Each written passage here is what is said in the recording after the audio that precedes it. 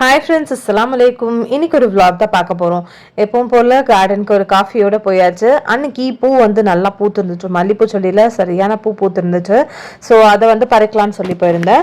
முன்னாடி நாளே வந்து நான் இந்த பிவிசி ஸ்டாண்ட்ஸ் எல்லாமே ரெடி பண்ணுறது காமிச்சிருப்பேன். அண்ட் இந்த ட்ரெயின் செல் ஸ்டாண்ட்ஸ் எல்லாமே எப்படி ரெடி பண்ணுறதுன்னு உங்களுக்கு தெரியலன்னா மேலே லிங்க் கொடுக்குறேன், மறக்காமல் செக் பண்ணி பாருங்கள். அந்த ஸ்டாண்ட்ஸ் எல்லாமே அப்படியே ஓரமாக இருந்தது, அது எல்லாமே ஆர்கனைஸ் பண்ணி வைக்கணும். அதுக்கப்புறமா வந்து ரோஸ் செடியில் பார்த்தீங்கன்னா ஒயிட்டில் வந்து 3 பூ பூத்துருந்தது. அதுக்கப்புறமா ஆரஞ்சில் ஒரு பூ பூத்துருந்தது. சங்கு பூவும் கொஞ்சம் பூத்துருந்துச்சு. அண்ட் அதுக்கப்புறமா வந்து இந்த நர்சரியிலேருந்து வாங்கிட்டு வந்தோம் இல்லையா, இந்திரா கார்டன்லேருந்து, அதுலேருந்தும் பூ எல்லாமே நல்லா விரிஞ்சிருக்கு. நாளைக்கு கண்டிப்பாக நல்லா பூத்துரும். மொட்டு கொஞ்சமாக விரிஞ்சிருக்கு ரெண்டுத்துலேயுமே. அழகாக பூத்துரும் நாளைக்கு. கிளைமேட் பார்த்தீங்கன்னா அன்றைக்கி இப்படி தான் இருந்தது. ஃபுல்லாகவே க்ளவுடியாக இருந்தது, மழை பெய்கிற மாதிரியே இருந்துச்சு. அண்ட் இந்திரா கார்டன்லேருந்து வாங்கிட்டு வந்த கொக்கோ பிட் வந்து ரெடி பண்ணி வைக்கலான்னு சொல்லி எடுத்து வச்சுருக்கேன். இந்த மாதிரி பெரிய டப்பில் கீழே போட்டிருக்கேன். இந்த தண்ணி வந்து ஊற்றிருக்கேன் பாருங்கள். கொஞ்சம் கொஞ்சமாக இது தண்ணியில் நல்லா நம்ம வந்து சோக் பண்ணணும். இது வந்து சோக் ஆகிறதுக்கே கொஞ்சம் நேரம் தான் எடுக்கும், ஏன்னா நிறைய தண்ணியும் தேவைப்படும். இது நல்லா அப்படியே பல்ஜாகி வரும். நிறைய பேருக்கு தெரிஞ்சிருக்கும், தெரியாதவங்களுக்காக சொல்கிறேன். இது வந்து கம்ப்ரெஸ் பண்ண மாதிரி கொடுத்துருப்பாங்க. அதில் தண்ணி போட்டதுக்கு அப்புறமா நமக்கு அதுல இருந்து நிறைய வந்து நமக்கு கிடைக்கும். பார்க்குறதுக்கு கொஞ்சமாக இருக்க மாதிரி தான் இருக்கும், பட் நிறையவே வந்து நமக்கு கொக்கோபிட் கிடைக்கும்.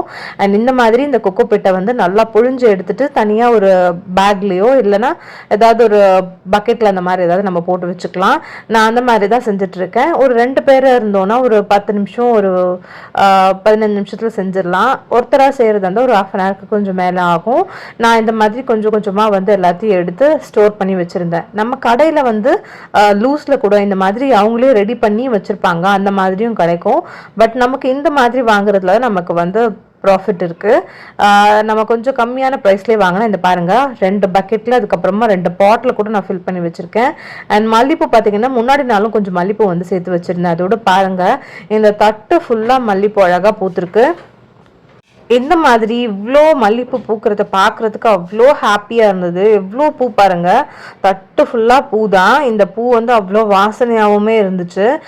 இவ்வளோ பூ இருக்கிறதுனால எனக்கு தனியாகவும் என்னோடய பேபிக்கு தனியாகவும் கட்டி வச்சுக்கிட்டேன்.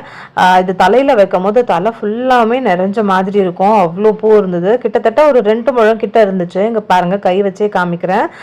ஒரு 1.5 முழம் 1.25 முழம் இருந்திருக்கும். அந்த அளவுக்கு சூப்பராகவே பூத்து இருந்துச்சு. இந்த பூ பார்க்கும் போது அவ்வளோ ஆசையாக இருந்தது. நீங்கள் யாருக்காவது இந்த மாதிரி பூ வைக்கணும்னு ஆசைப்பட்டீங்கன்னா கண்டிப்பாக இருவாச்சி மல்லி வாங்கி வைங்க உங்கள் வீட்டில். இந்த மழை சீசனில் கண்டிப்பாக நல்லா வரும். நீங்கள் கண்டிப்பாக ட்ரை பண்ணி பாருங்கள். அது அன்றைக்கி டிஃபனுக்கு பார்த்தீங்கன்னா ஊத்தப்பம் மாதிரி செய்யலான்னு சொல்லி கொஞ்சம் பொடியும் போட்டு ஊத்தப்பம் வந்து செஞ்சுருந்தேன். அண்ட் டிஃபனுக்கு எல்லாருமே இதுதான் சாப்பிட்டோம். டிஃபன் சாப்பிட்டு முடிச்சுட்டு அப்படியே லஞ்ச் ஒர்க்குமே ஸ்டார்ட் பண்ண ஆரம்பிச்சிட்டோம். அண்ட் எங்களோட கார்டனில் பார்த்தீங்கன்னா கீழே மரத்தில் கொய்யாக்கா காய்ச்சிருந்துச்சு. பார்க்கவே எவ்வளோ சூப்பராக இருக்க பாருங்கள். டேஸ்ட்டும் செம்மையாக இருந்துச்சு. சின்ன கொய்யாக்கா தான், பட் டேஸ்ட் பார்த்தீங்கன்னா அவ்வளோ சூப்பராக இருந்தது. அதுக்கப்புறமா லஞ்சுக்கு பார்த்தீங்கன்னா நான் அன்றைக்கி சிம்பிளாக செய்யலான்னு சொல்லி பொட்டேட்டோ ஃப்ரையும் லெமன் ரைஸும் தான் செஞ்சுருந்தேன். இந்த பொட்டேட்டோ ஃப்ரையோட ரெசிபியுமே நான் அதுக்கு அப்லோட் பண்ணியிருக்கேன். அண்ட் எண்ணெயில் கொஞ்சமாக கடுகு, உளுத்தம்பருப்பு, கடலைப்பருப்பு, பூண்டு, கருவேப்பிலை, வெங்காயம், அதுக்கப்புறமா கட் பண்ணி வச்சிருக்க உருளைக்கிழங்கு, மஞ்சத்தூள், உப்பு, அது கூடவே தண்ணி ஊற்றி வேக வச்சிட்டிங்கன்னா சூப்பரான பொட்டேட்டோ ஃப்ரை ரெடி ஆகிடும். லெமன் ரைஸ் எப்படி செய்யுதுன்னு பார்க்கலாம். லெமன் ரைஸ்க்கு ஒரு பேன் எடுத்துக்கோங்க. அதில் கொஞ்சமாக எண்ணெய் சேர்த்துட்டு அது கூடவே கடுகு, உளுத்தம்பருப்பு, கடலைப்பருப்பு, அது கூட நான் கொஞ்சமாக வந்து பீனட்டும் அது கூடவே வந்து கேஷ்யூவும் எடுத்திருக்கேன். அண்ட் பச்சை மிளகா, கருவேப்பிலை இதெல்லாம் சேர்த்துட்டு கொஞ்சமாக மஞ்சத்தூள் சேர்த்துட்டு அதுக்கப்புறமா ஒரு லெமனோட ஜூஸ் சேர்த்துருக்கேன். கொஞ்சம் கொதிச்சா போதும், ரொம்ப கொதிக்க வேண்டாம். அதுக்கப்புறமா ரைஸை சேர்த்துட்டு மிக்ஸ் பண்ணிட்டோன்னா சூப்பரான லெமன் ரைஸுமே ரெடி ஆகிடும். கண்டிப்பாக ட்ரை பண்ணி பாருங்கள். நல்லா கலர்ஃபுல்லான லெமன் ரைஸ் கூட இந்த பொட்டேட்டோ ஃப்ரை வச்சு சாப்பிடும் போது அவ்வளோ டேஸ்டியாக இருக்கும். லஞ்ச் சாப்பிட்டு முடிச்சாச்சு. ஈவினிங் வந்து பார்த்தீங்கன்னா மரவள்ளி கிழங்கு வந்து வேக வச்சு வச்சுருந்தேன். அதை தான் சாப்பிட்டுட்டு இருக்கோம். ரொம்ப நல்லா சாஃப்டாகவும் சூப்பராகவும் இருந்துச்சு.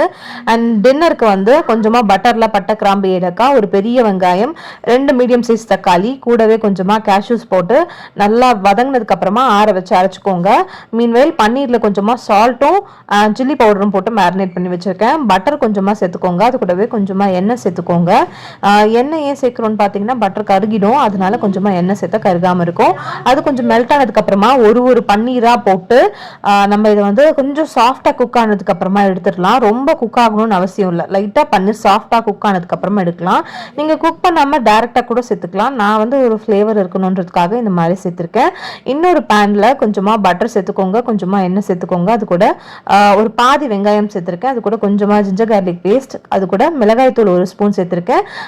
தனியாத்தூள் வந்து 2 ஸ்பூன் அளவுக்கு சேர்த்துருக்கேன். அது கூட கொஞ்சமாக கரம் மசாலா சேர்த்துக்கோங்க, ஜீரா பவுடர் கொஞ்சமாக சேர்த்துக்கோங்க.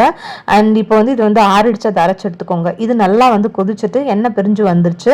இப்போ நம்ம அரைச்சி வச்சிருக்கோம் இல்லையா, அந்த பேஸ்ட்டையும் ஆட் பண்ணிட்டு நல்லா மிக்ஸ் பண்ணி கொடுத்துட்டு நல்லா கொதிக்க விடுங்க. இது நல்லா கொதிச்சு வந்ததுக்கு அப்புறமா நம்ம ரெடி பண்ணி வச்சிருக்க பன்னீரையும் சேர்த்துருங்க. ஒரு பன்னீரா சேர்த்துட்டு கொஞ்சமாக வந்து கசூரி மேத்தி கசக்கிட்டு அதுக்கப்புறமா கடைசியில் போட்டுட்டிங்கன்னா சூப்பரான பன்னீர் கிரேவி ரெடி ஆகிடும். இது வந்து சப்பாத்தி, பூரி இது கூடலாம் ரொம்ப நல்லா இருக்கும். கண்டிப்பாக ட்ரை பண்ணுங்க. இந்த வீடியோ பிடிச்சிருந்தா லைக் பண்ணுங்க, மறக்காம சப்ஸ்கிரைப் பண்ணுங்க. பாய்.